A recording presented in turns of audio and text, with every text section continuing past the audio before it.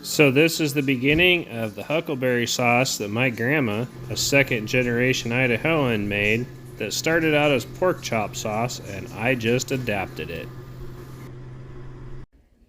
Here's the beginning of the huckleberry sauce.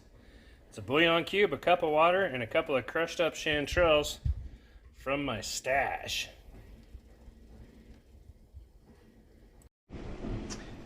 So we're going to add a quarter cup of either huckleberry jam or like a huckleberry puree syrup, which is what I have left, and like a forkful of cornstarch.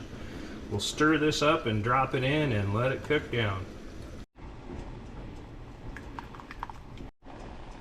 So we're going to go ahead and stir this a couple of times and let it boil, and it'll thicken up. And our little chunks of chanterelle will get all nice and yummy. I'm going to hit this with a little bit of fresh ground pepper. Kind of towards the end because you don't want it to steep too much and get hot, but this will be the sauce for our trout. So here's the trout that my wife and I caught last time we were ice fishing.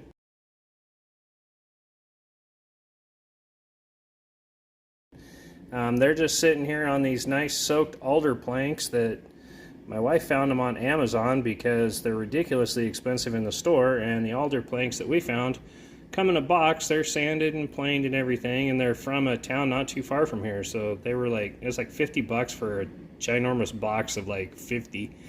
And like I said, came from local. We didn't know it, so that's where we'll be getting our planks now. So they're just sitting there. They've got some dill inside, and they've got some lemon pepper, and they're just kind of soaking and stewing. And some people like cedar. You know, you always see the cedar plank salmon. I'm not wild of the flavor. I think it's too acidic. Sometimes it tastes, if it gets a little smoke on it, it has like an oily taste, you know, kind of like plasticky to me. So I really prefer alder or maple. They just seem to work best. And we plank all kinds of stuff, but super easy way to do it, and we'll get after it here in just a bit. All right, so we're a little ways in here. I think about 5 minutes. We're gonna add our asparagus on our preheated oil here. We'll just kind of smear it around a little bit there so that it gets coated. If you lose a couple pieces, that's all right. We'll just pick them up. So then you add a little bit more olive oil, just so everything will stick to it. A little smoked salt. I actually smoke my own salt. It's hard to keep lit sometimes, but it's so good. This is alder smoked salt. There's a couple different ways you can do it, but it's best just to drop it in a pan when you're smoking something and let it do its thing. So we'll put just a little bit of smoked salt on it, and real pepper from a real pepper grinder. And we'll check this in a couple of minutes.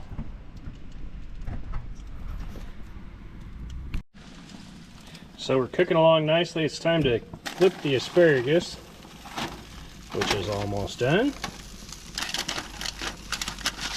The tongs are kind of getting old. Uh-oh. Asparagus down, asparagus down.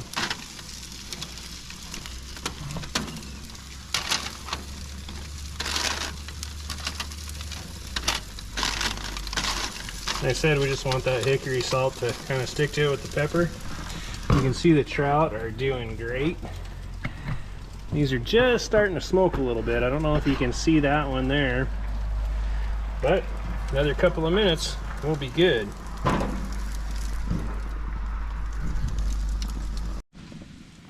All right, so we are basically done. I'm gonna zoom you in here.